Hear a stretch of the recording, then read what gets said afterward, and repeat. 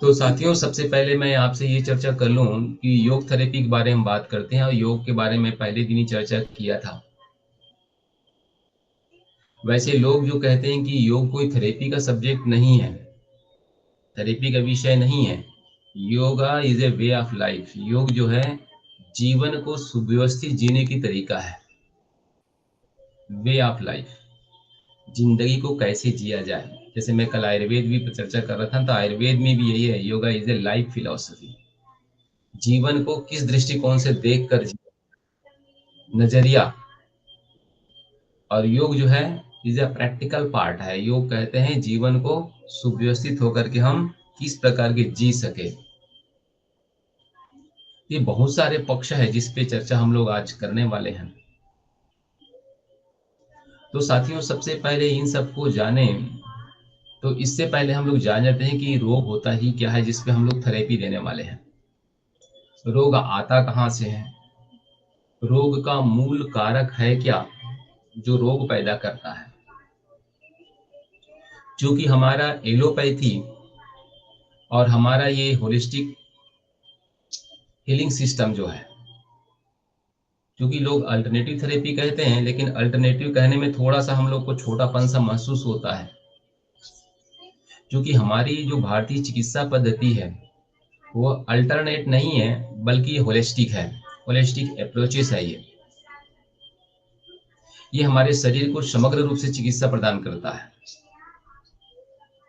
इसलिए हमको समझना पड़ेगा, सोचना पड़ेगा कि जितने भी पैथी हम लोग प्रयोग करते हैं, चाहे रेकी प्रयोग करें, चाहे प्राणिक हीलिंग प्रयोग करें, या कोई भी और पैथी प्रयोग या योग थेरेपी प्रयोग करें, ये अपने आप में क्या है, होलिस्टिक है। और पूरे बॉडी को, शरीर को एक दूसरे से जोड़ कर देखता है। तो इसलिए इन पैथियों के बारे में जानने से पहले हम समझे कि बॉडी वर्क कैसे करता है और रोग शरीर में आता कैसे है। ये आपको जानना बहुत जरूरी है। वैसे मित्रों, जो रोग है उसको इंग्लिश में हम लोग कहते हैं डिजीज।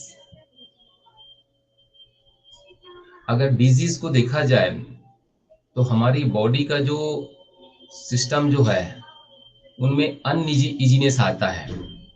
दिस इज, अगर हमारे लाइफ की जो सुव्यवस्थित तकनीक उसमें कहीं इम्बैलेंस पैदा हो जाती है तो उसे रोग कहते हैं। जैसे आप सिंपल तो सामान्य क्रम में यहाँ बैठे हैं, लेकिन बैठे बैठे आपको चक्कर आने लग जाए या बैठे बैठे आपको कुछ और लगे, तो समझिए वो डिजीज है आपके लिए। मतलब स्वाभाविक जीवन से आपको व्यतिरेक हो जाए, स्वाभाविक जीवन से आप जो है आपको दिक्कतें होने लग जाए, तो आपके लिए वो रोग है। अच्छा, रोग का मूल कारक हमारे योग में है। नेचुरोपैथी वाले कुछ और बताते हैं, विजातीय द्रव्य बताते हैं सर। बहुत सारे चीज लोग चर्चा करते हैं।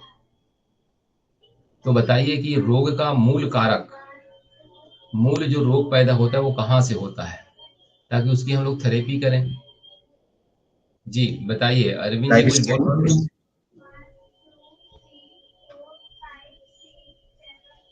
बोलिए।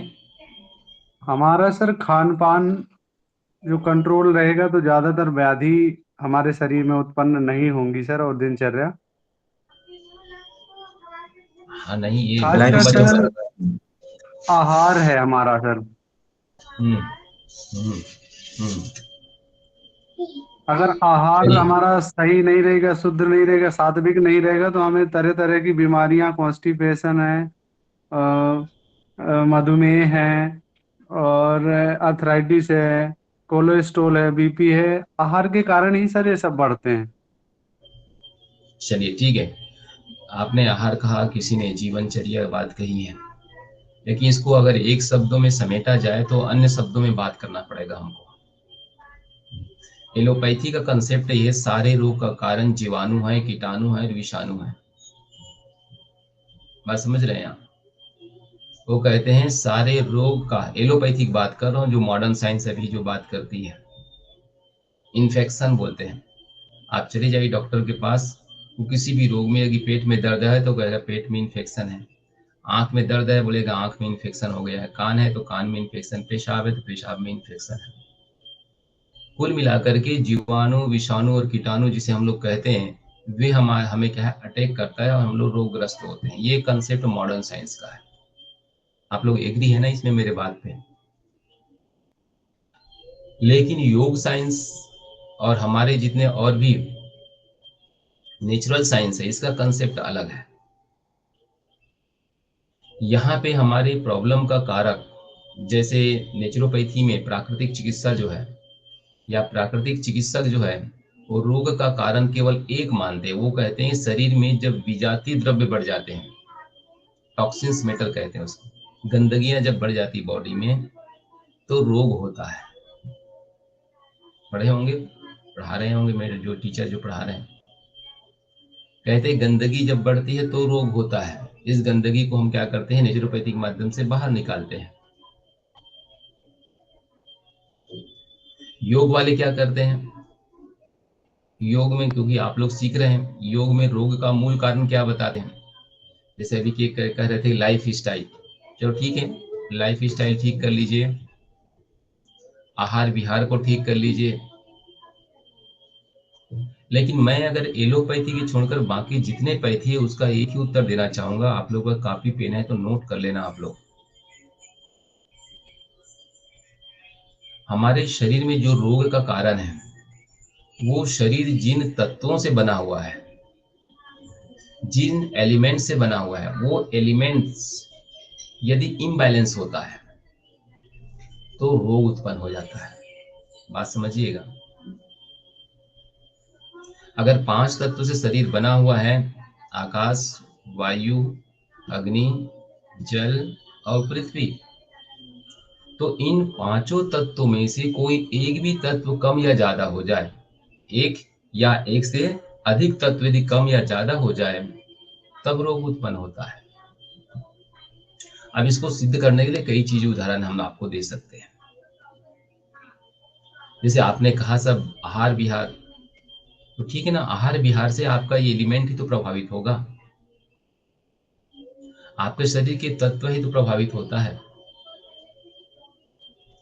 जिन तत्वों से शरीर बना हुआ है, अगर उसकी सही मात्रा उपस्थित ना हो तो शरीर में कई प्रकार के रोग उत्पन्न होते हैं। जैसे देखिए, आपके शरीर में 5 तत्व है, बहुत सिंपल मैं चर्चा करता हूँ आप।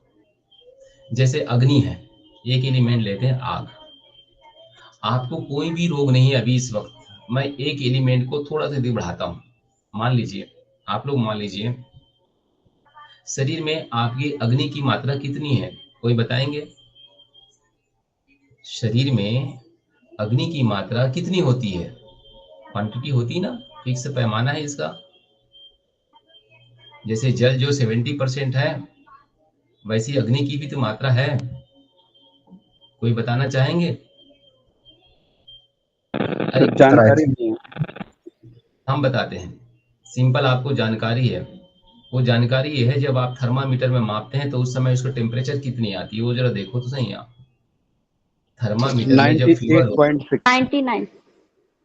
अरे 99 नहीं, 97 पॉइंट समथिंग रहता है, ठीक है नहीं, 97 98 के बीच में रहता है। 99 में फीवर आती है, 100 में फीवर, 101 2 में बहुत ज्यादा हो जाती है, ठीक है। तो 97 पॉइंट समथिंग या 98 भी ले सकते हैं, कोई दिक्कत नहीं, इस बीच में हमारी टेम्परेचर बॉडी की होती है। लेकिन 98 अंश फ़ारेनहाइट है, अंश सेल्सियस नहीं, ध्यान रख लीजिएगा, दोनों में बहुत धरती आसमान का फर्क है। अंश फ़ारेनहाइट, और इसको अंश सेल्सियस कहेंगे, पानी खौलेगा और वाष्प बन जाएगा, इसमें इतनी गर्मी हो जाएगी। बॉडी का टेम्परेचर अगर अंश सेल्सियस में किया जाए तो लगभग आपके पास जो होता है वो कितना होता होगा, 37 38, यस सर। है ना, 37 38 अंश सेल्सियस है। और आपकी जो अंश फ़ारेनहाइट में कह रहे हैं तो 98 है। तो इसको जरा देख लीजिएगा, पर ध्यान से आप लोग दोनों को एक दूसरे में उल्टा सीधा मत कर दीजिएगा, वो दिक्कत आ जाएगी। तो आप मान लीजिए आपकी बॉडी 98 है, मैंने केवल एक टेम्परेचर बढ़ाता हूँ, देखिए रोग कैसा पैदा होता है। मैंने कहा ना कि एलिमेंट इम्बैलेंस हो तो रोग पैदा होता है। केवल बॉडी के अंदर में टेम्परेचर बढ़ा दीजिए, 98, 99, 100, 102, 103 तक कर दो, क्या होगा बताइए। हमने कोई रोग, कोई कीटाणु जीवाणु नहीं डाला, केवल एक टेम्परेचर बढ़ाया। सर कीटाणु को कौन नष्ट करने के लिए पड़ता है। अरे कीटाणु तो भूल ही जाओ, अभी मैं रोग कर रहा हूँ। अगर गर्मी बढ़ गया तो कौन कौन से रोग पैदा होगा शरीर में? फीवर हो जाएगा सर। सबसे पहले तो फीवर होगा, बॉडी गर्म होगी, पसीना आने लग जाएगा, और क्या होगा बताओ? बस फीवर ही होगा कि कुछ और भी होगा? अरे शरीर जलने लगेगा, लाल लाल चकत्ते बॉडी में आने लग जाएगी आपकी, आंखें लाल हो जाएगी, लूज मोशन शुरू हो सकता है आपको, हेडेक हो जाएगी, बीपी हाई हो जाएगा आपका। अब इतना आसान मत समझिए, आपका धड़कन, हार्ट की बीट बढ़ जाएगी आपका, बहुत कुछ होने वाला है आपको,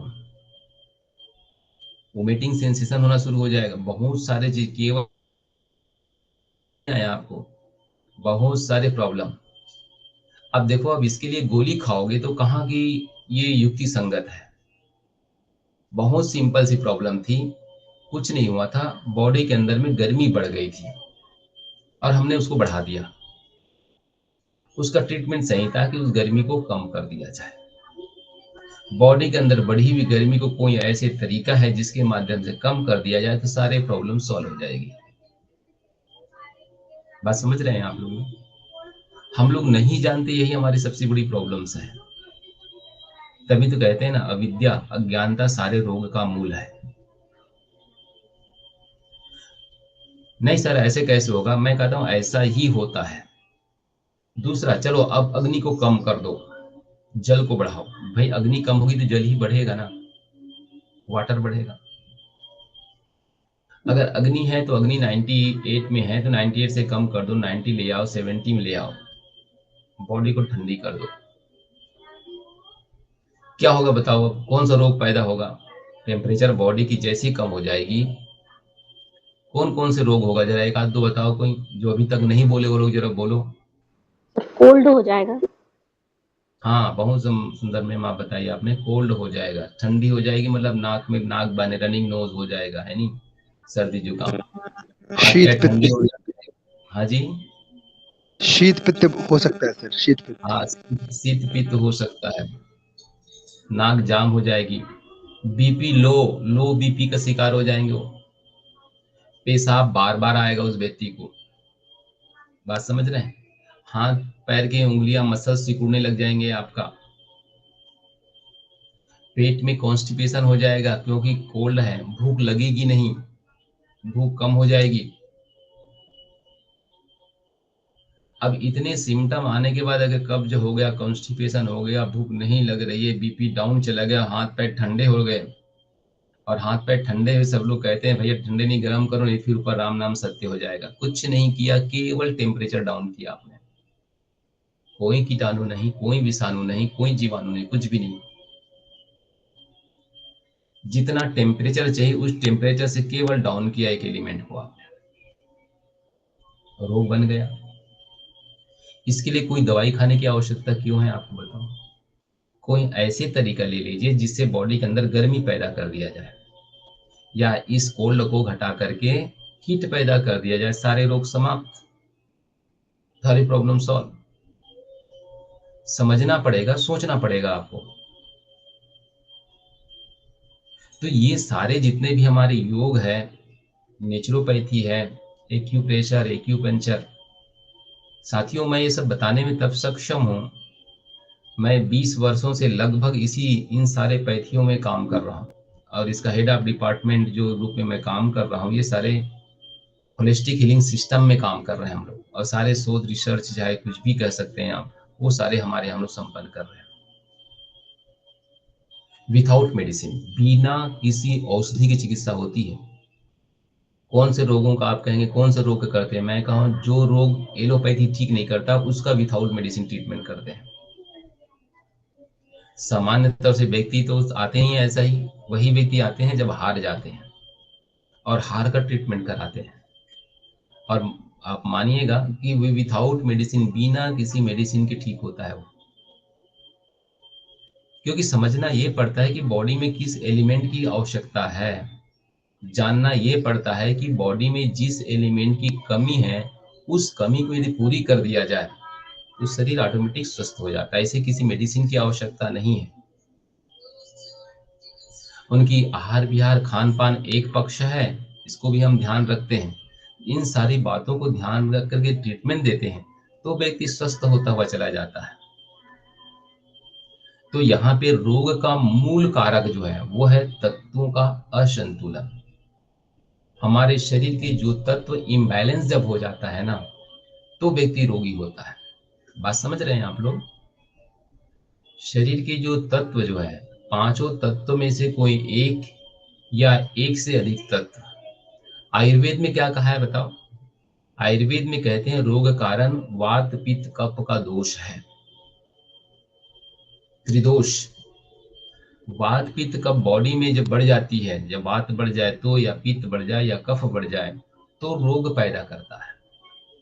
भाई कहने का तात्पर्य उनका भी यही है, क्योंकि ये दोष जो बनता है, मैंने जब आयुर्वेद पढ़ा था उसने बताया था कि अगर वात बनता है तो दो तत्व मिलके एक साथ वात बनता है।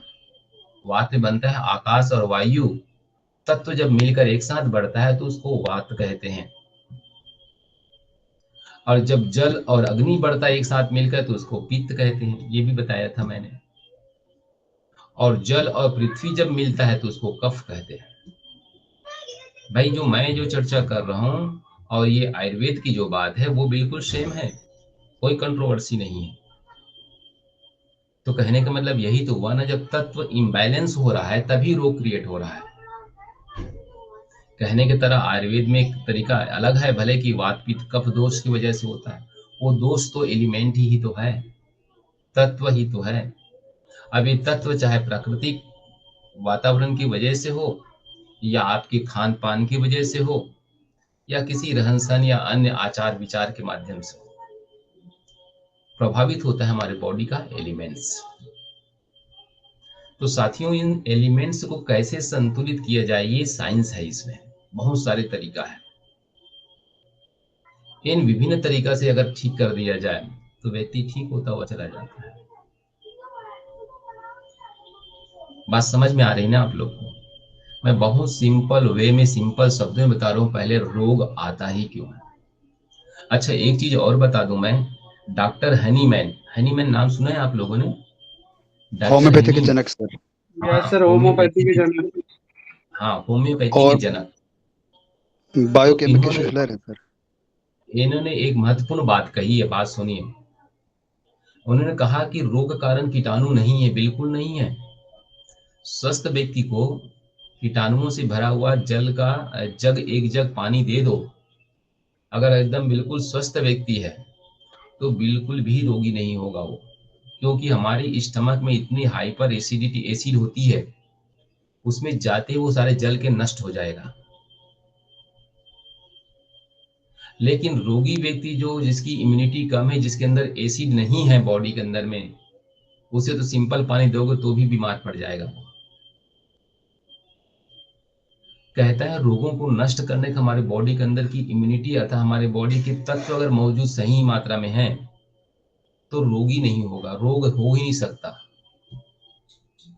रोग होता है शरीर में जब तत्व इम्बैलेंस हो जाती है, असंतुलित हो जाती है, तब प्रॉब्लम क्रिएट होती है। बात समझिएगा। तो ये सारी बातें मैं इसलिए बता रहा हूँ आपको क्योंकि जो आपके पास थेरेप्यूटिक जो मॉडल मुझे दिया गया है कि ये आपको बताना है, इसलिए मैं पहले आपको ये बताना उचित समझता हूँ।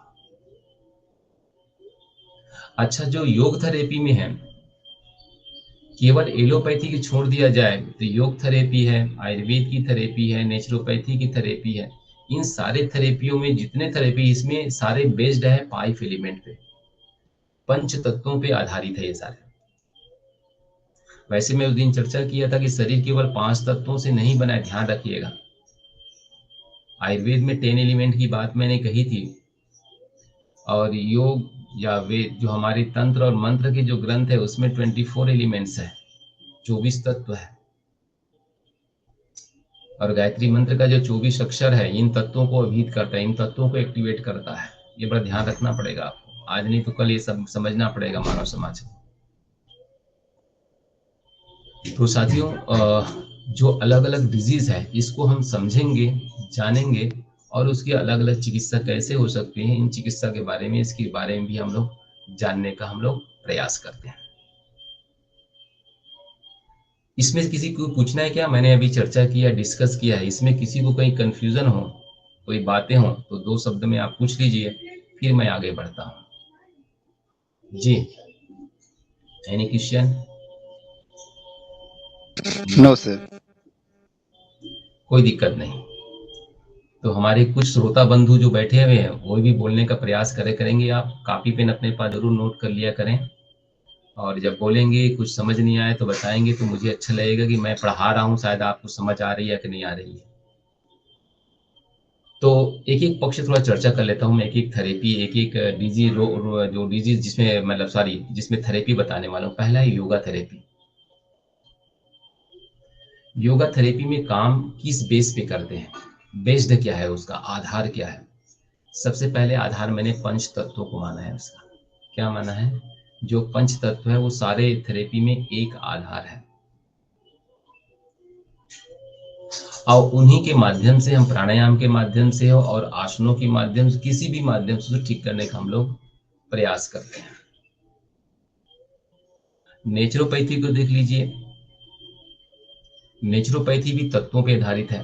5 तत्वों की चिकित्सा होती है इसमें।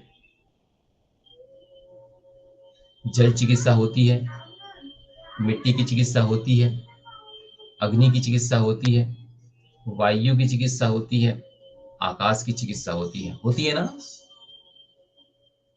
आप लोग पढ़े हुए हैं। Yes sir. अच्छा, मिट्टी की चिकित्सा कैसे लगाते हैं, कोई बताएंगे? नेचुरोपैथी में मिट्टी की चिकित्सा कैसे दी जाती है? सर मड थेरेपी में जो है वो जमीन से 3 फीट के अंदर की मिट्टी को निकाल के धूप दिखा बहुत करके सारे, हाँ, और फिर उसको सिंपल सा सिखा है। कर फिर ओके उसका ओके ओके ओके। मिट्टी को लगाते हैं शरीर में, एब्डोमिनल में हो या पूरी बॉडी में लगाकर लेप लगा देते हैं, और उसे सुखाने के लिए आधे पौन घंटे 1 घंटे तक रख करके जब वो सूख जाए उसके बाद उसको धो दिया जाता है। कंसेप्ट ठीक है। और अग्नि चिकित्सा में क्या करते हैं? इसमें एक एक चीज मैं इसलिए जानना चाहता हूँ कि आप लोग जो पढ़े हुए हैं तो बाकी जो और भी हमारे भाई बंधु बैठे हैं उनको भी ज्ञात हो जाए। अग्नि चिकित्सा में क्या करते हैं? नेचुरोपैथी में, प्राकृतिक चिकित्सा में अग्नि चिकित्सा कैसी दी जाती है? हाँ सर, एक तो क्रोमोथेरेपी के माध्यम से दी जाती है, सनलाइट के माध्यम से, और दूसरा इसमें स्टीम बाथ या तो फिर हाँ, नाक से जो है वो स्टीम वगैरह भी दी जाती है सर। अच्छा जी, ठीक है। सबसे महत्वपूर्ण तो क्रोमोथेरेपी को मानिए। क्रोमोथेरेपी मतलब सूर्य की चिकित्सा। सनलाइट से हम लोग जो चिकित्सा करते हैं इज द बेस्ट है। ये महत्वपूर्ण हमारे लिए है कि उसी के माध्यम से हम लोग चिकित्सा देते हैं। सूर्य की चिकित्सा जो है एक तरह से हम उसे कह सकते हैं, इसी को हम लोग अग्नि। उसके लिए हम कई स्टीम वगैरह के भी प्रयोग करते हैं, स्टीम बाथ वगैरह बहुत सारे चीजें। That's all. वायु चिकित्सा कैसे करते हैं? चलो ये तो आपने कह दिया। और जल में तो खैर वो जल में बैठा देते हैं, वाटर में वो अलग अलग कटी स्नान वगैरह वो भी मान लें। वायु चिकित्सा कैसे देते हैं? प्राणायाम मत बोलना, तो प्राणायाम योग चिकित्सा है। सर ये बताओ नेचुरल जी, इन्वायरमेंट के थ्रू। कोई बताओ भाई। और भी है ना, ये क्या नाम है आपका, सुनील जी, और ये क्या है, माही, और क्या क्या नाम, बहुत सारे लोग मेरे सामने दिख रहे हैं। आप लोग चुपचाप बैठे क्यों रहते हैं? आप लोग बोलिए ना। आप लोग पढ़ते हैं, पढ़ाया गया है, तो आप लोग बोलिए भाई। नेचुरोपैथी में वायु तत्व की चिकित्सा कैसे दिया जाता है? अगर नहीं है तो ठीक है सर, हमें नहीं ज्ञात है, तो आपको नोट डाउन करना चाहिए सारे चीज। देखिए, वायु तत्व की चिकित्सा के लिए इसमें नेचुरल, प्राकृतिक वातावरण के संपर्क में रहना पड़ता है। अर्थात टहलना। टहलने की जो प्रक्रिया है, मॉर्निंग वॉक और इवनिंग वॉक जो है, और वो भी खुले वातावरण में जहाँ पे पेड़ पौधे वृक्ष वनस्पति हो। दूसरा इसमें है डीप ब्रीदिंग, लंबी गहरी सांस लेना। प्राकृतिक वातावरण में लंबी गहरी सांस लेने की प्रक्रिया एक्चुअल में नेचुरोपैथी की ये वायु चिकित्सा है, खुले वातावरण में। तो हमारा जो वॉक करने के जो तरीका है, टहलने का जो सुबह शाम का प्रदूषण मुक्त वातावरण में, ये हमारी वायु चिकित्सा है। अंतिम चिकित्सा एक और होती है, इसमें आकाश की है। तो आकाश की चिकित्सा के लिए क्या करते हैं, कौन बताएंगे? Fasting therapy sir, fasting therapy. हाँ ठीक है, इसके लिए उपवास किया जाता है। क्या किया जाता है इसके लिए? उपवास करते हैं हम लोग। व्रत उपवास करने की प्रक्रिया और हमारी भारतीय संस्कृति में बहुत पहले से रहा है फास्टिंग का। तो व्रत करना, उपवास करना, ये एक तरह से हमारी आकाश तत्व की चिकित्सा है। हमारे अंदर की आकाश खालीपन को बढ़ाता है, पेट के मल को बाहर निकाल दिया जाता है। और जब उपवास रखते हैं, याद होनी चाहिए, जब उपवास करते हैं तो हम लोग क्या है, अपने अंदर पेट में एनीमा लगा करके नीचे लोअर प्रेसेस के माध्यम से सारे मल को बाहर निकाला जाता है। जितना खाली रह सकते हैं उतना खाली किया जाता है, क्योंकि आकाश का मतलब ही खाली है, रिक्तता है, शून्यता है। ये जब बढ़ती है ना तो व्यक्ति के अंदर में सारे रोग वैसे कहा गया है, रोग को भूख मारो, भूखा रहो तो रोग ऑटोमेटिक मर जाता है। व्यक्ति भूखा होकर कम मरते हैं, लोग खा पी कर ज्यादा मरते हैं।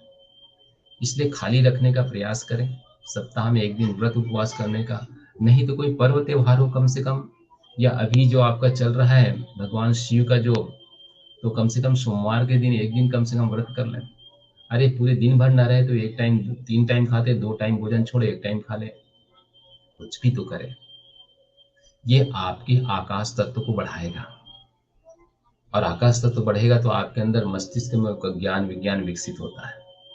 ये बहुत सारे पक्ष हैं जिसके बारे में हमको जानना चाहिए। तो योग के बाद नेचुरोपैथी, और नेचुरोपैथी के बाद अल्टरनेटिव थेरेपीज दिया गया है। वैसे मैं आजकल अल्टरनेटिव कहना बंद कर दिया हूँ, क्योंकि हम लोग इसको कॉम्प्लीमेंट्री कहते हैं। अल्टरनेटिव मतलब है कि ये है कि वह एलोपैथी के विकल्प में है, ये विकल्प में नहीं है, ये अपने आप में क्या है, पूर्ण चिकित्सा पद्धति है। सारे WHO ने भले हमारे ऊपर लाद दिया है, थोप दिया है, वो अलग बात है, लेकिन वास्तविकता में देखा जाए यही ऐसे थेरेपी, ये सारे थेरेपी ऐसे हैं जो व्यक्ति को रोग से पूरी जिंदगी भर के लिए मुक्त करता है। तो मेन थेरेपी के रूप में इन सारे थेरेपियों को, आयुर्वेद को और उसके संबंधित जितने भी थेरेपी, उस सबको मेन थेरेपी होनी चाहिए थी। अल्टरनेटिव किसको होना चाहिए था? एलोपैथी को। अल्टरनेटिव किसको होना चाहिए था? एलोपैथी को। और कल के दिन अल्टरनेट वही बनने वाला है। जब आपका ऑपरेशन करना हो तो अल्टरनेट इसके नहीं, अल्टरनेट उसको करना पड़ेगा, भैया एलोपैथी को लाओ। व्यक्ति को ऑपरेशन करना हो तब अल्टरनेट हो जाएगा कि अब इससे काम नहीं चलेगा, अब एलोपैथी को लो। और वैसे भी एलोपैथी का लाइफ कितना है बताइए भाई। एलोपैथी जो उत्पन्न हुआ है वो आयुर्वेद से है, जितने चीर फाड़ है वो महर्षि सुश्रुत का। और आप एलोपैथी में चले जाइए, फादर ऑफ सर्जरी नाम क्या है पता है आप लोग को? हेलो, फादर ऑफ सर्जरी कौन है? महर्षि सुश्रुत का नाम है सर। भाई। वर्तमान में पढ़ रहे लोग, उनसे पूछिएगा फादर ऑफ सर्जरी कौन है, तो कहेगा महर्षि सुश्रुत।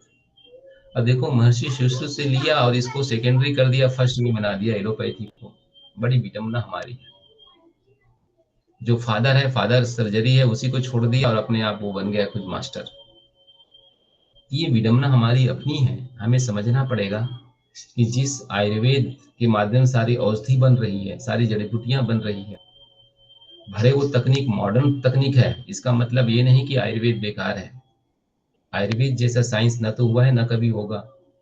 और उन्हीं से ये सारे जितने वैकल्पिक चिकित्सा, चाहे एक्यूपंचर, एक्यूप्रेशर, और चाहे मर्म थेरेपी, और जितने और भी थेरेपी है मॉडल ने, चाहे आपका एसेंस वाला हो, यज्ञोपैथी हो, इसको सारे को हम लोग क्या कहते हैं, कॉम्प्लीमेंट्री कहते हैं, पूरक चिकित्सा है। ये सारे हमारे शरीर के रोगों को ठीक करने के लिए क्या करते हैं, इन्हीं तत्वों पे, 5 एलिमेंट पे, पंच तत्वों पे आधारित है।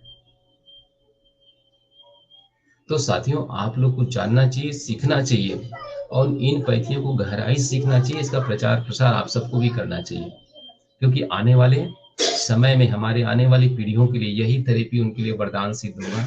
बाकी तो एक अभिशाप सिद्ध हो रहा है, और आप देख पा रहे हैं एक के कितने साइड इफेक्ट है। जब आपको डायबिटीज होता है तो डायबिटीज की दवाई लाइफ टाइम चलता है, थायराइड होता है तो ट्रीटमेंट लाइफ टाइम चलता है, बीपी है तो ट्रीटमेंट लाइफ टाइम चलता है। विडम्बना है, ऐसा ट्रीटमेंट थोड़ी ना होता है। कि जिस थेरेपी जो कोई प्रॉब्लम आ जाए तो उसे ट्रीटमेंट लाइफ टाइम चलाया जाए। भाई ट्रीटमेंट तो तब तक दिया जाता है जब तक ठीक ना हो जाए, ठीक हो जाए उसके बाद बंद कर दीजिए आप। लेकिन नहीं साहब, नहीं, बंद नहीं कर सकते आप, खाते रहना पड़ेगा, आप खाते रहिए जिंदगी भर जब तक मर ना जाए आप। अफसोस। तो साथियों, मेरे कहने का मतलब, खैर मैं एलोपैथी के बहुत ज़्यादा विरोधी नहीं हूँ, बट ये है कि तकनीक जो साइंस जो है, निश्चित तौर से हम लोग को सोचना पड़ेगा इस सब्जेक्ट में। चलिए हम लोग चर्चा करते हैं एक एक डिजीज पे, एक रोग को लेते हैं और उसमें कौन कौन से आसन प्राणायाम नेचुरोपैथी में क्या कर सकते हैं और अन्य पैथियों में क्या कर सकते हैं, इसके बारे में चर्चा हम लोग कर सकते हैं। सबसे पहले पॉइंट आपके पास बात करूं, इससे पहले मैं प्रेजेंटेशन आपके सामने प्रेजेंट कर रहा हूं, तो आप लोग उस प्रेजेंटेशन में, मैंने पीपीटी तो नहीं बनाया लेकिन डायरेक्ट मैं अपने बुक ही मैंने आपके सामने रख दिया है। देखो ये मेरा बुक है, सॉरी, ये मेरा, आपने कलर थेरेपी का बुक देखा होगा या नहीं देखा मुझे डोंट नो, पता नहीं है। आप लोग को पता है, आप लोग किसी के पास कलर थेरेपी की बुक है, वो बुक आप लोग के पास किसी के पास है? नहीं है। सर तो मेरे कम से कम 7-8 बुक है, उनमें से एक बुक यही है, फर्स्ट बुक है कलर थेरेपी, पूरी कलर बुक है ये। तो इसमें अग्निमांद्यता, इंडाइजेशन, इसमें कॉसेस, कारण, सिम्टम, लक्षण सब कुछ दिया है। मैं उसी बुक को यहाँ पे खोला हूँ सॉफ्ट कॉपी में, उसको मैं आपके सामने प्रेजेंट कर रहा हूँ, आपको देखना है। इसकी थेरेपी मैं आपके साथ ही बताऊंगा, इसके साथ आप उसको देखते जाइए, समझते जाइए। तो इस पे जो यहाँ पे जो लिखा हुआ है आप देख पा रहे हैं, शरीर में वात पित्त और कफ की सम्य अवस्था बिगड़ने से के पीछे अग्नियों की मंदता ही जिम्मेदार है। वैसे अग्नि मंदता जो कहते हैं ना, वो इंडाइजेशन, ये प्रॉब्लम एक्चुअली हमारी बॉडी में स्टमक की प्रॉब्लम है। पहले ये समझना पड़ेगा कि किस आर्गन का है। देखो यहाँ पे फोटोग्राफ दिया हुआ है, ये हमारे स्टमक में अग्नि तत्व की कमी होने से होता है। अब ये अग्नि तत्व जब इसमें कमी होती तो क्या क्या होता है, इसकी लक्षण यहाँ पे दिया हुआ है, देखिए आप। पेट एवं सीने में दर्द और भारीपन होता है। भाई स्वाभाविक ही यहाँ पे आग नहीं है तो क्या होगी, यहाँ पे ढकारें आना शुरू करेगी ऊपर की ओर, भोजन पचेगा नहीं, सड़ी हुई गंध आएगी, गंध नीचे नहीं बल्कि ऊपर की ओर उठेगी। जी मिचलाना या वमन होना, ये भी एक सिम्टम है अग्नि मंदता का। अग्नि मंदता का मतलब शरीर में 5 तत्वों में से एक तत्व का कमी हो जाना, वो है अग्नि का। रोगी की जीभ पर मैल की परत जम जाना, देखिए व्हाइट व्हाइट परत जो जम जाती है। गैस बनना, कमजोरी महसूस होने लगना, मल त्याग की अनियमितता, भूख कम लगना, ये है अग्नि मंदता। इसको अन्य शब्दों में और भी कहते हैं अपचक या इनडाइजेशन या हाइपो एसिडिटी कहते हैं। एक होता है हाइपर एसिडिटी और दूसरा होता है हाइपो एसिडिटी। इसको हाइपो एसिडिटी कहेंगे। कारण क्या होता है, कारण के देख लीजिए आप। पाचन तंत्र की प्रक्रिया का अस्त व्यस्त हो जाना, बात समझ पा रहे हैं आप? क्या बताया यहाँ पे, पाचन तंत्र की क्रिया का अस्त व्यस्त हो जाना, अत्यधिक भोजन करना, गरिष्ठ आहार का सेवन करना, भोजन चबा चबा कर न करना, पाचक रसों का सही मात्रा में उत्पन्न न होना, मानसिक व भावनात्मक उद्वेग, यकृत, यकृत क्या किसे कहते हैं, यकृत बता पाएंगे? यकृत किसका नाम है? लीवर को कहते हैं यकृत। लीवर। हाँ, लीवर के सही ढंग से कार्य न करने पर भी इंडाइजेशन हो जाता है। अत्यधिक मादक पदार्थों का सेवन, ये इसके कारण है इंडाइजेशन का, भोजन के ना पचने का, भोजन का ना पचने का ये कारण है और ये उसके लक्षण है। होता कहाँ है, ये स्टमक में होता है हमारे, कौन सा है, जो जस्ट हमारी मुख से करते हैं और आहार नाल के माध्यम से सीने से होकर के अंदर से गुजरते हुए यहाँ पे जस्ट गड्ढा वाला भाग है, यहाँ पे होता है स्टमक। ये देख पा रहे हैं, फोटोग्राफ में मैंने सारे दिखाने का प्रयास किया है, ये होता है स्टमक। अब सिंपल से है, देखिए साथियों, आप सबको इन्वॉल्व होना पड़ेगा प्लीज। एक दो ही नहीं बोलेंगे, बाकी सभी लोग बोलिए, सब लोग बोलेंगे मुझे अच्छा लगेगा। अब अग्नि कम हो गई है तो सिंपल है कि अग्नि को बढ़ानी है। आप क्या करना है, आपको शरीर में अग्नि को बढ़ाना है। थेरेपी में मतलब ये होता है जिसकी कमी हो गई उसको बढ़ा दीजिए, जिस अधिक हो गया उसको कम कर दीजिए, बस ये चिकित्सा हो जाती है। सिंपल तरीका यही है, फंडा इसका। आप बताइए योग थेरेपी यदि देना चाहते हैं इनको, क्योंकि मैंने एक्यूप्रेशर कलर थेरेपी यहाँ पे दी है, वो मैं दिखाऊंगा अभी। अगर मान लीजिए आप योग थेरेपी नोट डाउन करते चले जाइए, आप योग करेंगे तो योग में सबसे पहले हम लोग क्या करते हैं, इसमें योग में सबसे पहली प्रक्रिया क्या है, किसका होते हैं हमारे, बताइए। चलो आसन को मान लो आप। अगर आसन देंगे तो कौन कौन से आसन देंगे जिससे शरीर में अग्नि की वृद्धि हो जाए, बताइए। पहले तो सूक्ष्म व्यायाम तो करना ही करना है आपको। देखिए ये सूक्ष्म व्यायाम जो योगाभ्यास का होता है, उसे एक पॉइंट लिखिए, सूक्ष्म व्यायाम। पवन मुक्तासन कहते हैं सूक्ष्म व्यायाम सीरीज 1। पवन मुक्तासन तो व्यक्ति को देना चाहिए, नस नाड़ियां की ब्लॉकेज होती है वो खुल जाती है, नंबर 1, इसको आप दे दीजिए। दूसरा, अग्नि मानधता के लिए, अग्नि वृद्धि हो जाए, इसके लिए क्या करना चाहिए, कोई सर फॉरवर्ड बेंडिंग के पोस्चर्स करवाएंगे और साथ में जैसे जो बैक बेंडिंग के पोस्चर है जिसपे स्टोमक पे या एब्डोमिनल ऑर्गन्स पर जो प्रेशर पड़े, पॉजिटिव प्रेशर, इस तरह के पोस्चर्स हम लोग कराते हैं। जैसे कि कट्टी चक्रासन भी इसमें करवा सकते हैं और पश्चिम चंचल उत्तानासन जी, करवा सकते हैं, चंचल पादहस्तासन जी करवा सकते बताइए, हैं। आप चंचल जी आप करते क्या हो, आप क्या काम करते हो? Scholar sir, scholar. स्कॉलर हो, हाँ इसी कारण है, आप पहले से पढ़ चुके हैं। अच्छा अभी PGDYN अभी कोर्सेज स्कॉलर क्या कर, क्या इसमें क्या रिसर्च कर रहे हैं आप? यस सर, क्योंकि रिसर्च आप, है। ठीक है चलो अच्छी बात, कोई दिक्कत नहीं। हाँ नहीं, बहुत सही बात बोल रहे हैं। देखिए इसमें बाकी और लोग सुन रहे हैं, वो लोग भी ध्यान रख लें। जो आर्गन जहां पर है, जैसे स्टमक है, तो जब कोई भी योगाभ्यास दे, क्योंकि इसकी थ्योरी बताना बहुत लंबा चौड़ा हो जाएगा, लेकिन सिंपल वे में मैं बताने का ये प्रयास करूंगा कि कोई भी योगाभ्यास या एक्सरसाइज कुछ भी दे तो उस आर्गन पर इफेक्ट पड़ना चाहिए जिस आर्गन पे प्रॉब्लम है।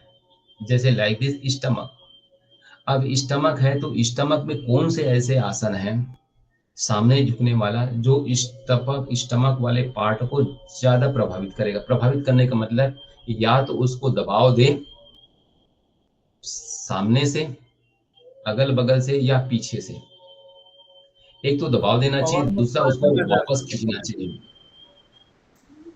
पवन ये दो कार्य मुक्तासन। होनी चाहिए।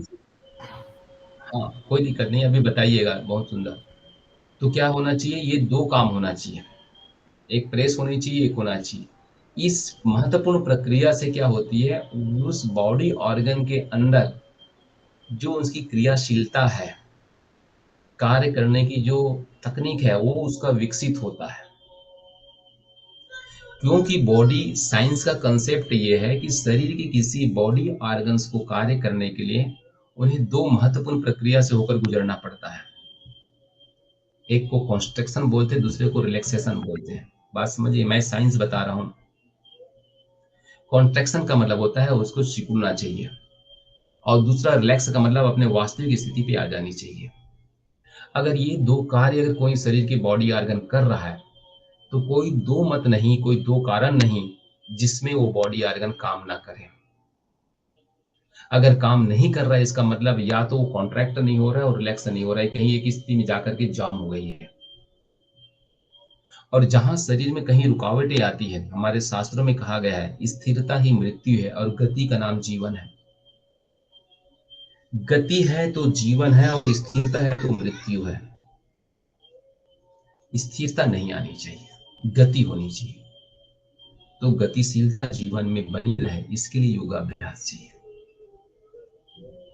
तो फॉरवर्ड बेंडिंग के कौन कौन से ऐसे आसन होगा, बैकवर्ड बेंडिंग के कौन कौन से ऐसे आसन होगा, आपका ट्विस्टिंग वाला कौन सा ऐसा योगाभ्यास होंगे, तो फॉरवर्ड बेंडिंग में कौन कौन से आसन होगा जो आपके इस वाले भाग, स्टमक वाले, पर्टिकुलर स्टमक वाले भाग को प्रभावित करता है। अगर मान लीजिए थोड़ा सा पश्चिमोत्तासन करेंगे तो भी निश्चित तौर से पेट से लेकर के स्टमक तक इफेक्ट पड़ता है। मान लीजिए पूरा इम्पैक्ट नहीं, लेकिन थोड़ा इम्पैक्ट तो पड़ेगा वहां पे। जब फॉरवर्ड बेंडिंग किया है तो एक बैकवर्ड बेंडिंग दीजिए, उसको काउंटर पोज जरूरी होता है। अगर आप लोग योग चिकित्सा जानते हैं तो काउंटर पोज में यदि आप बैठ कर दिए तो बैठ कर ये कुष्ठासन भी होता है। कुष्ठासन करेंगे सबसे ज्यादा इफेक्ट पड़ता है स्टमक पे। बॉडी को अप एंड डाउन करने के लिए बैठे बैठे अर्ध ताड़ासन भी होता है, खींचिए ऊपर की ओर, तो हमारी बॉडी अप एंड डाउन खींचता है। और एक ट्विस्टिंग वाला दे दीजिए उसको, तो वक्रासन कर दीजिए, घुमा दीजिए बॉडी को, वक्रासन नोट कर लीजिए आप लोग। तो बॉडी के उस आर्गन को हमने सभी दिशा में मूवमेंट कर दिया। दूसरी बात, इसके लिए हमारे ऋषियों ने कुछ पैकेज बना रखा है, जैसे सूर्य नमस्कार है। सूर्य नमस्कार करेंगे तो भी ऑटोमेटिक बॉडी में गति पैदा होती, मूवमेंट पैदा होती, पसीना आने लग जाता है, इससे बॉडी में हीट जनरेट होती है। जब हीट जनरेट होता है निश्चित तौर एसिड वहां बनेगी। तो सूर्य नमस्कार को भी सबमिट कर सकते हैं। ये तो बात कुछ योग का हुआ। यदि आप शुद्धि क्रिया करते हैं, मान षटकर्म कहते हैं, तो षटकर्म में कौन से ऐसी एक प्रक्रिया है? चंचल जी आप मत बोलना, किसी और की बात को सुनना चाहता हूं मैं। बोलिए, षटकर्म जो होता है, 6 कर्म होते हैं योग में, उनमें कौन से ऐसी कर्म कराएंगे इंडाइजेशन वालों को कि व्यक्ति का इंडाइजेशन ठीक हो जाए? बोलिए जी।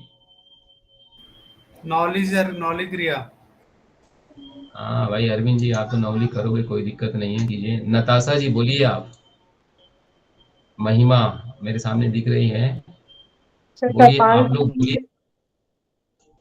कपाल भाती करेंगे, चलो ठीक है। हाँ कपाल भाती क्रिया ही है, कपाल भाती भी कर सकती, ठीक कह रही हैं आप। और हाँ नताशा जी बोलिए, आप भी यहाँ पे मैं आपको देख पा रहा हूँ जी, बोलिए। सर मूल बंद वगैरह भी है सर। नहीं बंद वगैरह छोड़े। हाँ अरविंद जी बोलो, क्या बोल रहे हो? अग्निसार क्रिया सर, वो भी कर सकते हैं। अरे मैं तो षटकर्म बोल रहा हूँ, क्रियाओं को बहुत सारे क्यों ले रहे हो? चलो क्रियाओं में षटकर्म के अंदर की आता है क्रियाएं, वो भी ठीक है, लेकिन बहुत सिंपल सा ले लो नहीं यार। आप वमन क्यों नहीं बताते आप? भाई वमन जो भी है भोजन सर, नहीं, धोती क्रिया से भी है सर, हो जो जाएगा। नहीं बचा हुआ है, जो भोजन में, अरे धोती कराने में लोगों को नानी आ जाती है, अच्छे अच्छे लोग धोती नहीं कर पाते। रोगी व्यक्ति को कहाँ से धोती कराओगे? जी सर, तो समझ धोती में गई। वमन धोती कराओ, वो वस्त्र धोती नहीं करा सकते, ठीक है नहीं? तो वमन धोती करा दो। तो वमन धोती जब कराएंगे तो अंदर से जो मल है, अगर कोई चीज गंदगी नहीं पची हुई है, वो सारी चीज बाहर निकल जाएगा। और उसके बाद जब शुद्ध वहां पे खाली स्पेस होगा, तो खाली स्पेस होगा, फिर वहां पे जठराग्नि बन जाती है, अग्नि प्रदीप्त होती है। दंड धोती इसका उत्तर बिल्कुल भी नहीं है, ध्यान रख लीजिएगा। दंड धोती उनके लिए यूज किया जाता है जिसका पानी वमन से जो व्यक्ति बाहर नहीं निकाल सकते। और वर्तमान की जो प्लास्टिक अंदर डालते हैं, नहीं तो बिल्कुल भी नहीं डालना चाहिए। वैसे भी प्लास्टिक बॉडी के लिए बना नहीं है, बात समझ रहे, लेकिन करवा लेते हैं, बात अलग है ये। पहले दंड किया जाता है केले के दंड से, नेचुरल तरीके से कपड़े लपेट करके, और आज आप दंड करते हैं किससे? प्लास्टिक से। प्लास्टिक तो वैसी बॉडी के अंदर में नहीं डालना चाहिए। तो खैर, ये समय के अकॉर्डिंग व्यक्ति बदलता गया, जमाना बदल रहा है, उसके अकॉर्डिंग लोग कर रहे हैं, लेकिन रियल में देखा है तो नेचुरल चीज यूज करना चाहिए। तो मैंने कहा षटकर्म में सिंपल से लीजिए, कपाल भाती लगा लीजिए साहब आप, और आपका लीजिए क्या है आपका, मैंने कहा वमन कर लीजिए आप।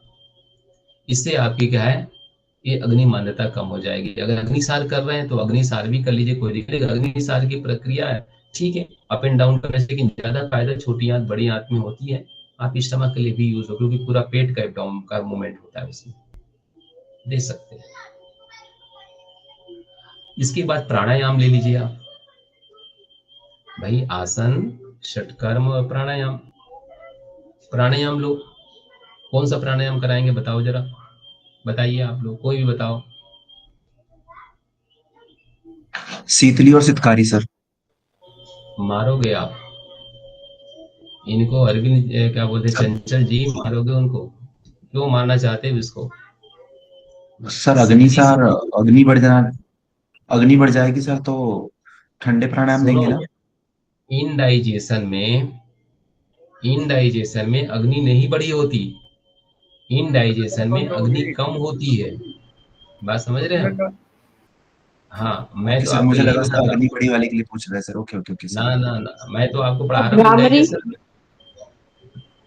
सर भ्रामरी बाद में सूर्यभेदी आना जरूरी है। प्राणायाम कर सकते हैं सर, क्या? अनुलोम विलोम भी कर सकते अनुलोम हैं। विलोम सर। गरम गरम प्राणायाम देंगे सर, देखिए अग्नि अगर मंद है तो। देखिए, बात सुनो। अनुलोम विलोम तो कॉमन है, किसी को भी अनुलोम विलोम दे दो। नाड़ी शुद्धि प्राणायाम, ये दोनों तो प्राणायाम के काउंटिंग में है नहीं है। आप कभी हट प्रदीप का घिरेन क्षेत्र देखिए, अनुलोम विलोम प्राणायाम वहां नहीं दिया गया है। अष्ट कुंभक जो प्राणायाम है, इसमें ये सब प्राणायाम नहीं है, ये सब अभी लोगों की बनाया हुआ है। ठीक है ना? इसका चर्चा है वो नाड़ी शोधन के रूप में है, सारे सारे प्राणायाम से पहले किए गर्मी जाने बढ़ाने वाले का। प्रक्रियाएं हैं। बिल्कुल स्पष्ट होनी चाहिए आप। सिंपल है, अग्नि कम है। इनडाइजेशन में मैंने पहले बता दिया कि स्टमक में आग नहीं है, अग्नि तत्व की कमी है। भोजन नहीं पच रहा है। भोजन न पचना, भोजन को न पचाना, भोजन को न पकाना, ये अग्नि की कमी दर्शाता है। बहुत सिंपल है। तो आपको ऐसे प्राणायाम करना चाहिए जिससे शरीर में अग्नि बढ़ जाए। सिंपल से एक प्राणायाम है, सूर्य विधि प्राणायाम। आप इसको सूर्य क्यों नहीं भेदियो करते? भस्त्रिका। भाई सूर्य विधि प्राणायाम केवल बॉडी में अग्नि बढ़ाने के लिए है। आप भस्त्रिका कर लीजिए, आप, कोई दिक्कत नहीं है, भस्त्रिका कर लीजिए। लेकिन सूर्य विधि इज बेटर। सूर्य विधि कीजिए तो बॉडी के अंदर ऐसी अग्नि जनरेट हो जाती है। और सूर्य विधि कैसे करते हैं सबको पता तो है ना। राइट नॉस्ट्रल से श्वास लेना है, अंदर थोड़ा रोकना है, लेफ्ट में छोड़ना है, बट राइट टू लेफ्ट ही करना होता है। ये सारे तकनीक बताने में बहुत टाइम हो जाएगा। आप हमारे साथी लोग जो पढ़ा रहे हैं उनसे आप और पूछते रहना। बात समझ में आई? अच्छा, जिसने कहा कि भ्रामरी प्राणायाम करेंगे, तो क्यों भ्रामरी प्राणायाम करेंगे भाई? कर सकते हैं, ऐसा नहीं है। भ्रामरी प्राणायाम करने से नुकसान नहीं है, फायदा ही होगा। क्या इंडाइजेशन का संबंध मानसिक तनाव से है? यदि यस, तो आपको भ्रामरी प्राणायाम देना चाहिए। और मैं कहता हूँ निश्चित तौर से व्यक्ति तनाव टेंशन में रहेगा तो निश्चित तौर भोजन खाने की इच्छा नहीं होती, समाप्त होती, इच्छा समाप्त सर हो जाती है। सर तो अगर मानसिक टेंशन तनाव, कॉन्स्टिपेशन भी हो जाता है। हम कॉन्स्टिपेशन की पहली बात ही नहीं कर रहे हैं यार, हम तो इंडाइजेशन की बात। इंडाइजेशन और कॉन्स्टिपेशन में बहुत फर्क है, ध्यान रख लीजिएगा। ठीक है ना? तो भ्रामरी प्राणायाम दिया जा सकता है, लेकिन भ्रामरी प्राणायाम से पहले आपको सूर्यवेदी प्राणायाम कहना जरूरी होगा। ठीक है नहीं? ओके। अनुलोम विलोम दे सकते हैं, नो प्रॉब्लम। ये सारे प्राणायाम, अनुलोम विलोम सभी रोगों में दे सकते हैं, कोई नुकसान नहीं करता वो। लेकिन स्पेसिफिक प्राणायाम अगर इंडाइजेशन के लिए कहा जाए तो एक ही प्राणायाम, दो प्राणायाम दे सकते हैं। या तो फिर आप सूर्यभेदी दें या भस्त्रिका दें। ठीक है? तो ये आप देंगे तो व्यक्ति को इंडाइजेशन की प्रॉब्लम से राहत मिलेगी। इसमें और बहुत सारे भी है, मुद्राएं भी है, लेकिन बहुत सारे चर्चा करूं तो हस्त मुद्राओं के बारे में जानते हैं या नहीं जानते हैं, आई डोंट नो, पता नहीं मुझे। मैंने तो एक बुक लिखी है मुद्राओं के बारे में, शायद आपको ये बुक मिली कि नहीं मिली है। अगर नहीं मिली तो आप लोग को ऑनलाइन देख सकते हैं, मुद्रा चिकित्सा की बुक है। मुद्रा चिकित्सा की पुस्तकें, मुद्रा के बारे में पूरी साइंटिफिक व्याख्या के साथ हमने मुद्रा चिकित्सा विज्ञान लिखा है। तो उसको कहीं मौका मिले तो आप लोग देखिएगा, क्योंकि उसमें पूरी शोध रिसर्च के साथ वो बुक्स हमने बाहर पब्लिश करवाए हैं, उसको आप बाद में देख लेना। अगर मुद्राएं हस्त मुद्रा करनी है तो कौन सी हस्त मुद्रा होगी, चलो मैं बता ही देता हूँ। एक अग्नि तत्व की मुद्रा होती है। कैसी होती है अग्नि तत्व की मुद्रा? तो अग्नि तत्व की मुद्रा के लिए ये आपका रिंग फिंगर है, उसको अंगूठे के नीचे करके इस तरह से किया जाता है। देख पा रहे हैं आप? मेरे हाथ देख लीजिए, यहाँ सामने, आप कैमरा के सामने। रिंग फिंगर को अंगूठे की जड़ लगा करके ऐसे कर दीजिए, ये अग्नि तत्व की मुद्रा बनती है। सूर्य मुद्रा कहते हैं इसको। तो होती है, इससे दोनों हाथों में लगाकर रख सकते, 45 मिनट तक रख सकते हैं। क्यों, कैसे लगाना है, ये ट्रेनिंग सब्जेक्ट है। ऑलरेडी हम लोग इसका अलग से ऑनलाइन या ऑफलाइन दोनों मोड में हम लोग ट्रेनिंग देते हैं, कभी हो तो बात करना। तो ये हम कर रहे हैं आपको इस तरह से अग्नि तत्व की मुद्रा आप लोग लगा सकते हैं। चलो बात करते हैं नेचुरोपैथी का। नेचुरोपैथी में क्या क्या दे सकते हैं, आप नोट कर रहे हैं ना कागज में? कागज यस में सर। जरूर ज्यादा अच्छा रहेगा। Sir ji sir. Yes sir, naturopathy note में कर अगर रहे हैं। व्यक्ति को इनडाइजेशन हो जाए, जी इनडाइजेशन हो जाए, तो नेचुरोपैथी में सबसे पहले कौन से पैथी देंगे उसको?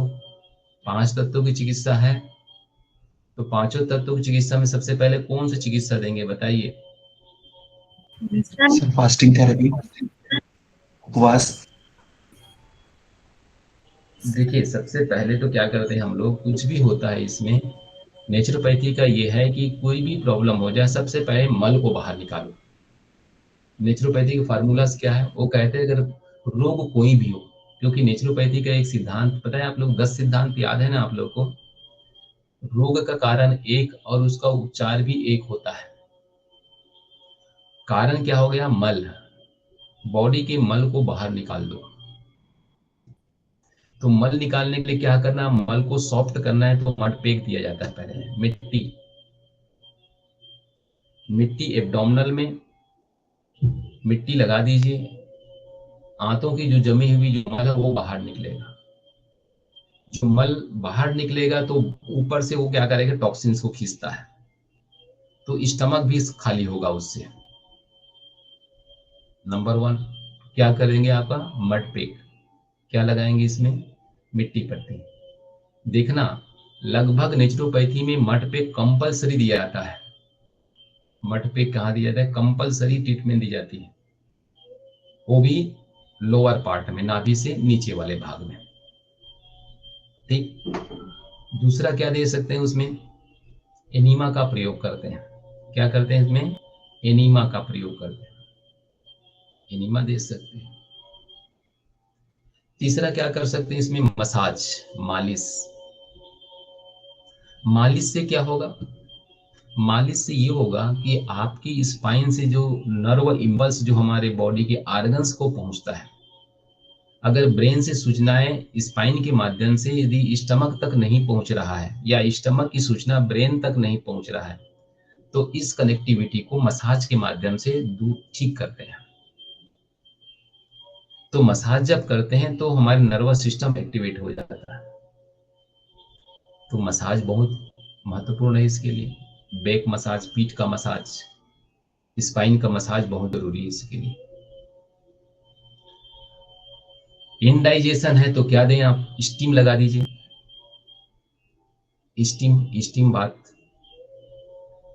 स्टीम बात से व्यक्ति का अंदर गर्मी बढ़ती, हीटअप बढ़ता है, क्योंकि इनडाइजेशन की प्रॉब्लम वाले व्यक्ति का जो उसकी बॉडी का टेम्परेचर वो लो रहती है, हाई नहीं होती। डाउन टेम्परेचर से ही हमारे डाइजेशन कम होता है। जैसे ही स्टीम करेंगे पूरी बॉडी का टेम्परेचर बढ़ती है, तो व्यक्ति के वैसे भी अंदर में जठराग्नि प्रदीप्त होती है। तो इन सारे पैथियों के माध्यम से हम लोग क्या कर सकते हैं। और साथ साथ में एक चीज आप जो बात कही थी शुरू में, वो फास्टिंग, एक फास्टिंग वहां पे डालिए। क्यों? क्योंकि भोजन पचा नहीं, फिर भी आप ऊपर से डाले जा रहे हैं, तो भैया डालना तो बंद कर दो, तो कम से कम भोजन बाहर निकलेगा। और जो भोजन जो चला गया वो या तो बाहर निकाल दो या खाली छोड़ दो कुछ समय के लिए। तो ये 4-5 तकनीक यदि आप करते हैं तो नेचुरोपैथी से भी वो ठीक हो सकता है इनडाइजेशन।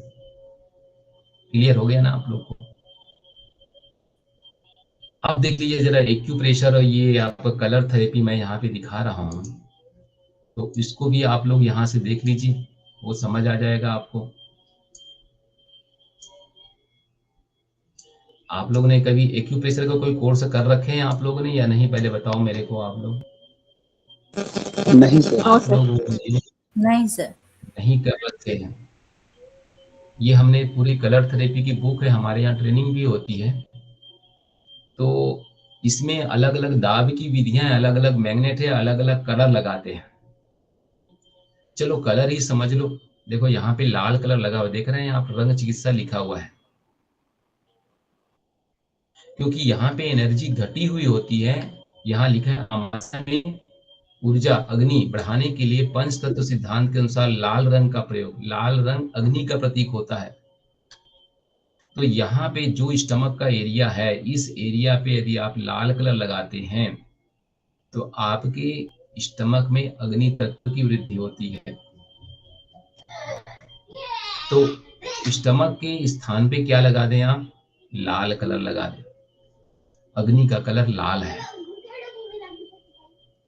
ये सबसे ऊपर जो देख पा रहे हैं ना, ये स्टार जैसे लगा हुआ है, देख पा रहे हैं, मैं आप यहाँ पे कर्सर घुमा रहा हूँ, ये छोटे छोटे स्टार मैग्नेट, 5 स्टार लगा हुआ है, यहाँ पे 5 स्टार, यहाँ पे 1 स्टार लगा हुआ है। तो ये स्टार मैग्नेट सामान्य दाब विधि है, जो कि एक्यूप्रेशर में अलग अलग टेक्निक्स, फार्मूलाज यूज होते हैं। और एक यहाँ पे देख लीजिए, यहाँ पे एक सीड थेरेपी है, देख पा रहे हैं, ये देखो यहाँ पे सीड, मेथी की पट्टी यूज किया गया है। तो मेथी की पट्टी भी यहाँ पे लगाई जा सकती है। मेथी की पट्टी यहाँ पे क्या कर सकते हैं आप लोग, यहाँ देख पा रहे हैं, मेथी की पट्टी यहाँ पे यूज कर सकते हैं।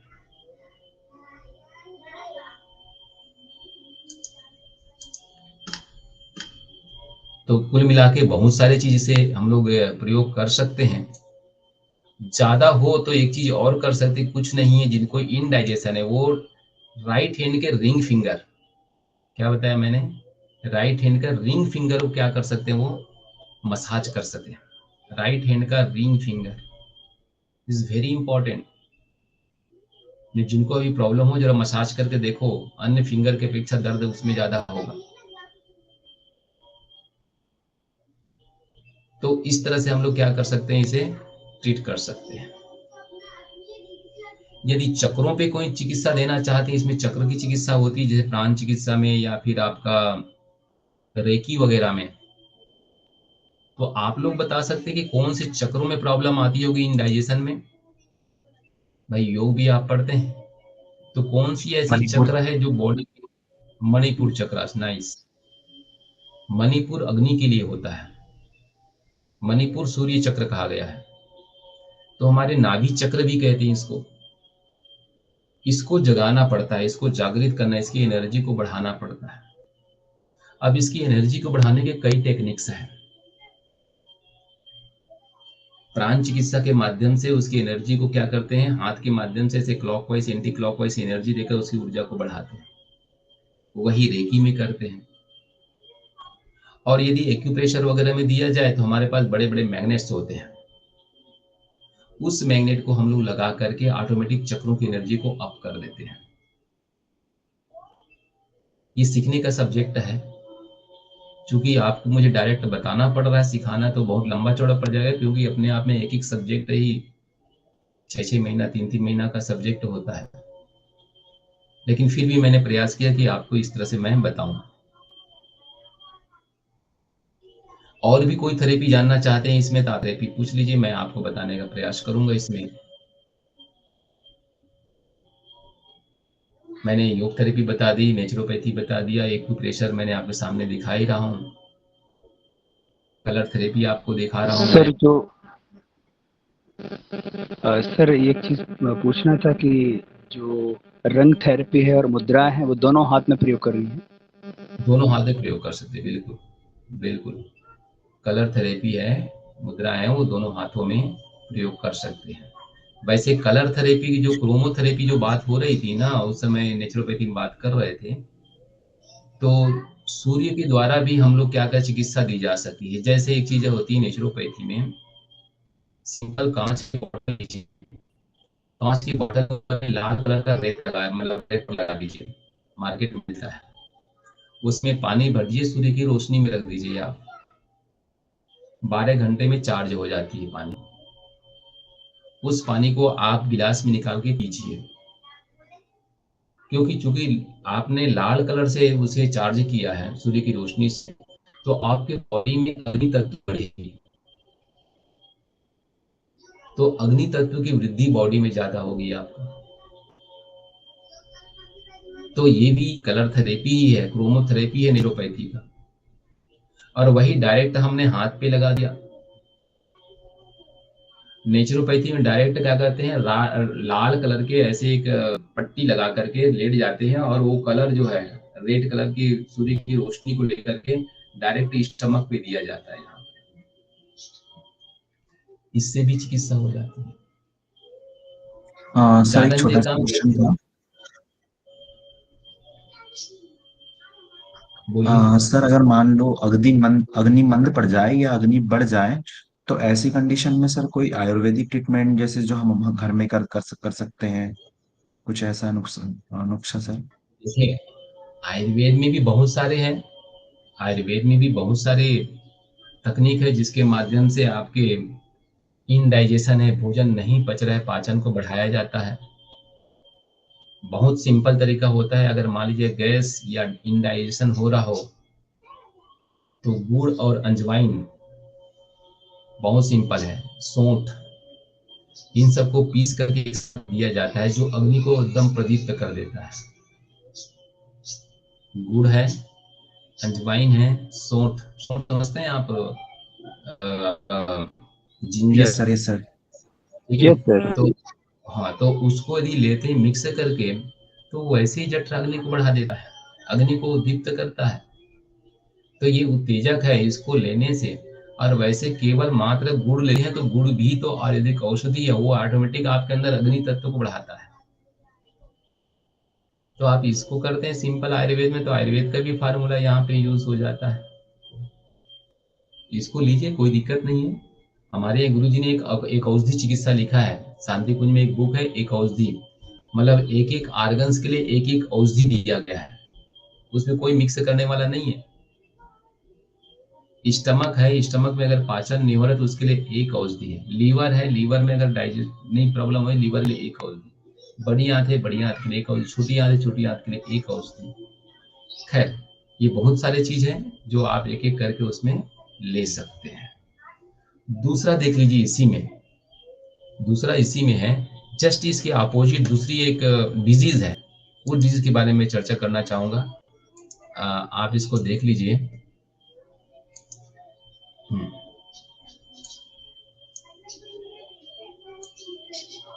क्या है, देखिए, आपके यहाँ पे आपके आगे होगी आपको एसिडिटी। क्या है आपका ये? अम्लपित्त, एसिडिटी। दूसरा जो डिजीज मुझे दिया गया वो है, एक था इंडाइजेशन, दूसरा है एसिडिटी। दोनों ही प्रॉब्लम स्टमक की है।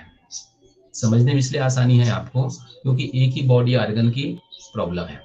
अब मुझे आप लोग कोई समझा पाएंगे इंडाइजेशन और एसिडिटी में क्या फर्क हो सकता है? हेलो, कोई चर्चा करेंगे इसमें? सर एसिडिटी में जो हमारे स्टोमक के जो एसिड होता है उसकी संख्या जो होती है वो ज्यादा हो जाती है, तो उस कारण से एसिडिटी की प्रॉब्लम होती है। और इंडाइजेशन में मतलब अग्नि मंद पड़ जाती कम है, हो तो जाती उस वजह है, अग्नि से कम हो खाना जाती है। जो है बहुत पच नहीं सुंदर, पाता। बहुत सुंदर। सभी लोग को समझना चाहिए, यहाँ संख्या नहीं कहेंगे, मात्रा कहेंगे, ठीक है ना? ये वो 1 2 नहीं होता, उसे वो तो लिक्विड फॉर्म में होता है, नहीं मात्रा। इसमें बहुत सिंपल सा है, इनडाइजेशन में बॉडी के अंदर की एक एलिमेंट जिसको हमने अग्नि कहा है, इनडाइजेशन में अग्नि कम हो जाती है और एसिडिटी में अग्नि बढ़ जाती है। स्टमक में होती है HCl, हाइड्रोक्लोरिक अम्ल, नोट डाउन कर लें आप, HCl, इसकी मात्रा बढ़ जाती है। अब ये बढ़ जाती है तो यहाँ पे जलन होती है, पूरे यहाँ से गले में, सीने से लेकर के गले में और मुंह में छाले भी पड़ जाते हैं। That is acidity. तो एसिडिटी अग्नि की अधिकता से होती है स्टमक में, और इंडाइजेशन पहले जो बताया था वो अग्नि जब कम हो जाती है तब होती है।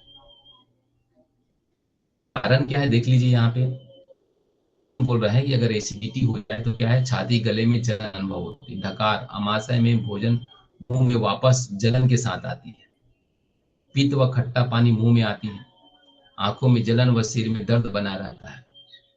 ये इसका कुछ सिम्टम है। कारण क्या हो सकता है? इसका मुख्य कारण अपचक और अजीर्ण रोग को माना जाता है। दूसरा, इसका बिना भूख के भोजन करना और मानसिक तनाव भी इसका एक कारण बनता है एसिडिटी का। आवश्यकता से अधिक भोजन करना, ये भी एसिड को बढ़ा देता है। शराब का अत्यधिक सेवन, देर रात तक भोजन करना, ये भी इसके लिए कारक सिद्ध होता है। मिर्च मसालों का अधिक सेवन, चाय कॉफी का सेवन, ये जो सारा जो है, यह समान रूप से कार्य न करना, ये भी इसका एक कारक माना गया है। तो ये सारे जो सिम्टम, लक्षण जो दिया गया और कारण दिया गया, ये कारण को हमको जानना चाहिए। अगर ये सारे जो आपके पास है, यदि आप जीवन में कर रहे हैं तो निश्चित तौर पर एसिडिटी बढ़ सकती है। अब जितने ट्रीटमेंट आपने किसमें दिया है, योग का जो आपने इंडाइजेशन दिया है, लगभग उससे अपोजिट में इसमें देना पड़ेगा आपको, इसमें अपोजिट में देना पड़ेगा। अगर योग थेरेपी में क्या देख लीजिए, योग थेरेपी में जब एसिड बढ़ गया हो तो ज्यादा खींचतान नहीं करना चाहिए, अन्यथा वहां पे स्ट्रेचिंग करने से क्या है, अल्सर बनने का चांस होता है, अल्सरेटिव हो जाएगा, घाव बन जाएगी। ऐसे कंडीशन में पहले वहां के एसिड को कम कर देना चाहिए। तो एसिड कैसे कम करें? प्राणायाम से कम कर दीजिए। पहले प्राणायाम ही लगा दीजिए, उसमें सूक्ष्म व्यायाम पहले दीजिए उनको। योग में क्या दीजिए? सूक्ष्म व्यायाम दीजिए, हाथ पैर को मूवमेंट करने वाला सारा एक्सरसाइज दीजिए, थोड़ा बहुत हल्का से वॉकिंग करा दीजिए, रनिंग करा दीजिए। इसके बाद इन्हें क्या है, प्राणायाम दीजिए। अनुलोम विलोम प्राणायाम के साथ शीतली प्राणायाम दे दीजिए, बहुत सिंपल है।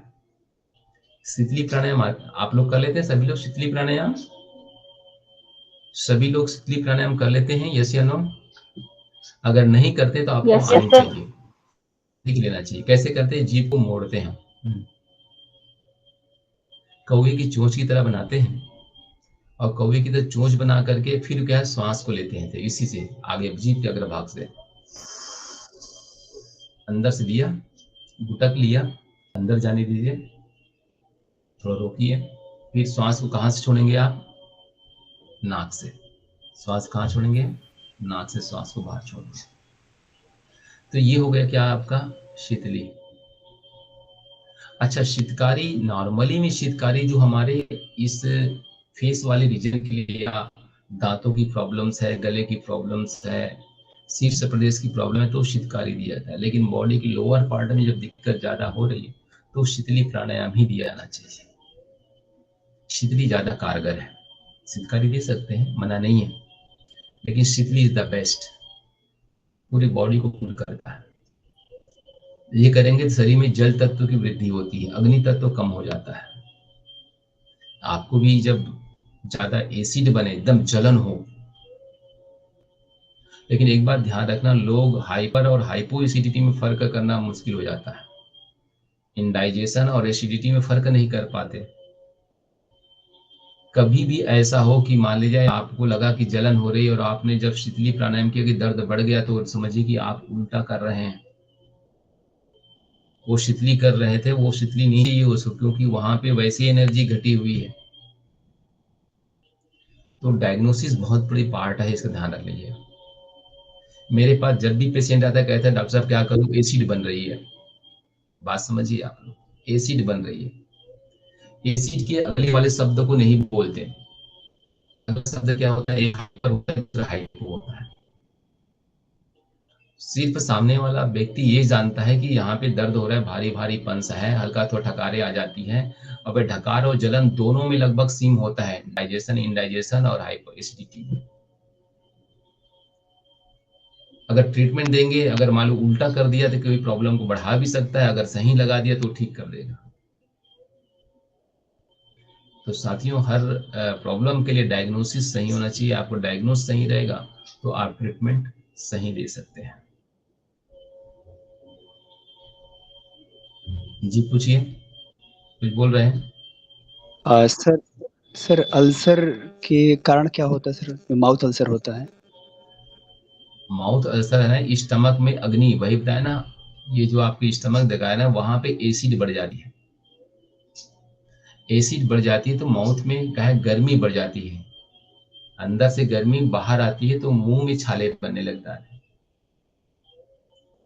मुंह की छाले दो वजह से गए, कभी कभी एसिड ज्यादा बढ़ने से, नॉर्मली एसिड ज्यादा बनने से ही होती है छाले जो है, तो वहां की अग्नि को थोड़ा कम करना पड़ता है। देखो गर्मी उमस ज्यादा होती है ना, अंदर में भोजन सही तरह से लगता है कि बस खाने की इच्छा नहीं हो रही है, डाइजेस्ट नहीं हुआ, तो भी छाले पड़ जाते हैं। कुल मिलाकर एसिड का बढ़ना ही हमारे छाले का कारक है, मुंह में छाले बन जाते हैं। अगर भोजन नहीं पच रहा है तो मुंह में गंध आएगी, सांस में जो गंध आती है ना, बदबू आती है, वो इनडाइजेशन से आती है। एसिडिटी बनेगी तो मुंह में बदबू नहीं आएगी बल्कि अल्सर होगी माउथ पे। ये छोटे छोटे सिम्टम है जो आपको समझना पड़ेगा, तब उसका ट्रीटमेंट होगा। तो क्या बताया मैंने आपको, सूक्ष्म व्यायाम के बाद आपको शीतकारी प्राणायाम दे देना चाहिए। भ्रामरी प्राणायाम दे सकते हैं, निश्चित तौर से मानसिक तनाव है तो तनाव से भी एसिड बढ़ती है, तो भ्रामरी प्राणायाम इसमें ऐड कर सकते हैं, कोई दिक्कत नहीं। क्रियाएं अगर यूज करना चाहते हैं तो आप इसमें वमन तो बिल्कुल दे सकते हैं, वमन करने से एसिड बाहर निकल जाती है, एक्सेस जो एसिड होती है ना, एसिड भी बाहर निकलती है, तो एसिड ज्यादा निकल गया तो भी ठीक हो जाती है। आप कहेंगे सर वमन, और इसमें भी वमन दिया उसमें भी वमन दिया, यस, हाइपर एसिडिटी में वमन बार बार करा सकते हैं, लेकिन हाइपो एसिडिटी में बार बार वमन नहीं कराएंगे, एक बार वमन कराएंगे। बार बार वमन कराएंगे तो वहां की एसिड समाप्त हो जाएगी, लेकिन एक ही बार केवल गंदगी सफाई करने के लिए दिया जाता है। लेकिन अगर हाइपर एसिडिटी हो तो वमन कंटिन्यूटी में 2, 3, 4 दिन कराया जा सकता है, क्योंकि वहां के एक्सेस एसिड को पानी के साथ बाहर निकालना होता है, राइट नाउ। तो ये आप वहां पे वमन दे सकते हैं। यहाँ पे अग्निसार की क्रियाएं नहीं देंगे आप, क्योंकि यहाँ अग्नि बढ़ानी नहीं है, अग्नि को घटाना है, इसका ध्यान रखेंगे आप। इसमें यदि मुद्राओं का प्रयोग करना है तो इसमें वरुण मुद्रा का प्रयोग किया जाता है। वरुण मुद्रा के स्मॉल फिंगर से अंगूठे को ऐसे टच किया जाता है, सिंपल वरुण मुद्रा।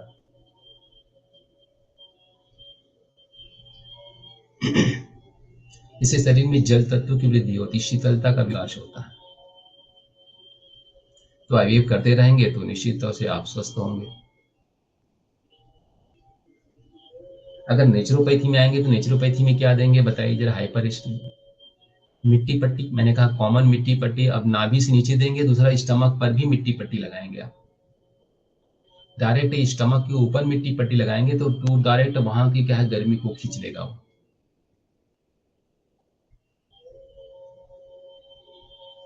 दूसरी बात, उसे ठंडी स्नान, कटी स्नान ठंडी वाले पानी से देते हैं। उसको स्टीम आप नहीं देंगे, क्योंकि स्टीम उसमें दिया लगा सकते हैं। एनिमा का प्रयोग कर सकते हैं, पेट तो सफाई करना जरूरी ही है, सफाई कर सकते हैं इसमें।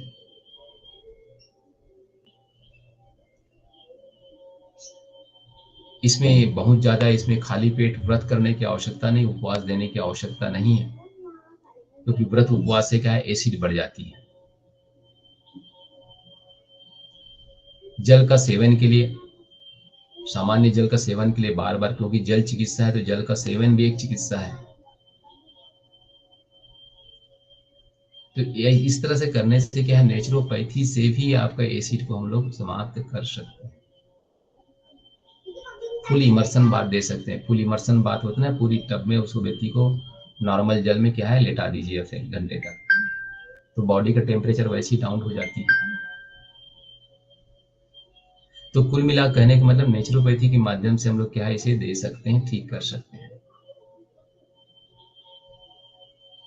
इसके बाद देखो हमने एक्यूप्रेशर दिया है, यहाँ पे एक्यूप्रेशर में क्या क्या कर सकते हैं इसको जरा देख लीजिए आप। इसमें भी बहुत सिंपल तरीके से हमने यहाँ बताने का आपको प्रयास किया है। एक मिनट,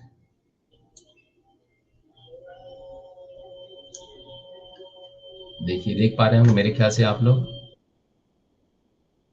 ये देखिए यहाँ पे एक्चुअली में जहाँ पे पहले रेड कलर था, वहां पे हमने ब्लू कलर कर दिया, देख पा रहे हैं आप, वहां पे ब्लू कलर हो गया। रेड मतलब आपका अग्नि तत्व, यस मतलब क्या है, जल तत्व है। जल तत्व को बढ़ाएगा यहाँ पे। अब पहले अग्नि तत्व को बढ़ा रहा था, अब ये जल तत्व को बढ़ाएगा यहाँ पे। बाकी जो मेथी की पत्ती वगैरह स्टिक और लगाने का था वो सेम जगह पे सेम तरीके से लगाया जाएगा, देख पा रहे हैं आप, ये देखिए, ये देखिए मिट्टी की पट्टी सेम वहीं पे लगाया जाएगा। मिट्टी पट्टी इन दो एरिया पे ही हमने, ये ज्वाइंट्स की जस्ट नीचे है यहाँ पे, और ये पूरे ज्वाइंट की जस्ट ऊपर है।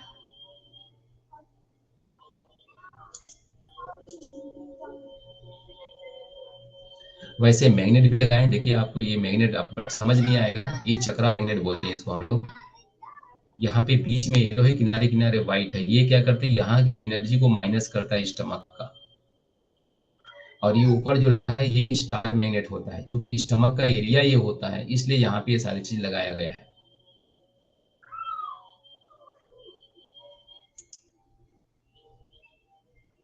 तो इस तरह से पूरे पूरे ट्रीटमेंट हम लोग संपन्न करते हैं।